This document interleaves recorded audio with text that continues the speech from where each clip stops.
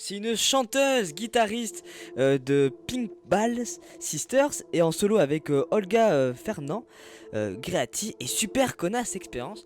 Vous l'avez sûrement deviné, nous sommes avec Gilles Larcher ce soir. Comment vas-tu Gilles? Ça va très bien et toi? Bah ça va super comme je te disais juste avant. Te retrouver ça faisait un petit moment qu'on s'était pas vu. Et là pouvoir refaire une émission. Mmh, c'est clair, on a l'impression que ça fait une éternité, une autre vie, un autre siècle. À l'ancien confinement c'était. Ouais, ouais bah c'est ça, c'est un peu ça. C'était une autre saison dans le système des séries que je déteste. C'était une autre saison. On se retrouvera sûrement au troisième confinement peut-être. Non, j'espère pas en tout cas.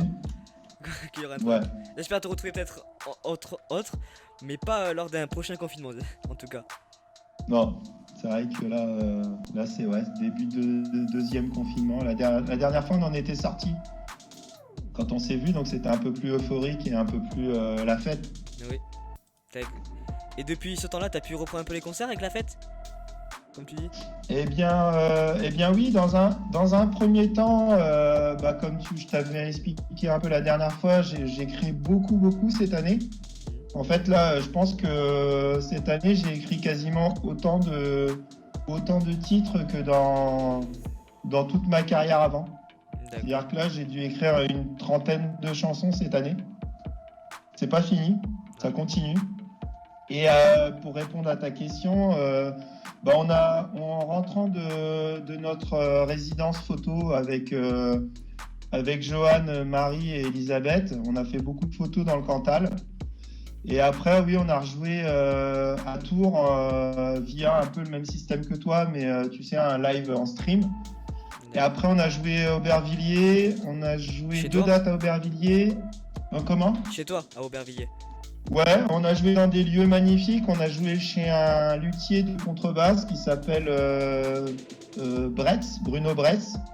On a joué pour la fête d'un anniversaire d'une amie. Et puis après, on est parti faire deux dates à Rennes, dans des bars au Saint-Y et à la Fée Verte. Et ensuite, en août, tu sais, c'est avec Johan, donc c'est suivant nos emplois du temps. Comme on n'habite pas dans la même ville, il faut caler tout ça entre vie de famille, vie professionnelle et vie artistique. Et on a plein de projets tous les deux. Et après, on a été faire une tournée de 4 dates. Donc on a fait 26 heures de voiture en 5 jours. On a joué dans 4 lieux différents. On a quasiment fait un tour de France en 4 dates, quoi. Quelles étaient ces dates? Vous avez fait quelle ville? Alors, on a commencé par Chiron, à côté de Niort, chez un ami. On a joué dans une grange qui était une expérience magnifique. Après, on a joué dans un appartement d'un gars qu'on connaissait pas via Couchsurfing. On a fait une date à Bordeaux. Après, on est retourné à Montagnac-sur-Lède où on avait joué l'été. Là, on est 2020, l'été 2019. Oui. On est retourné dans ce village où Johan a l'habitude de jouer. Ensuite, Montagnac-sur-Lède et on a fini à Besançon. On a fait 8 heures de voiture pour aller à Besançon. Et puis après, on est parti en vacances chacun de notre côté. D'accord. Et comment ça s'est passé toutes ces dates? C'était pas un peu fatigant?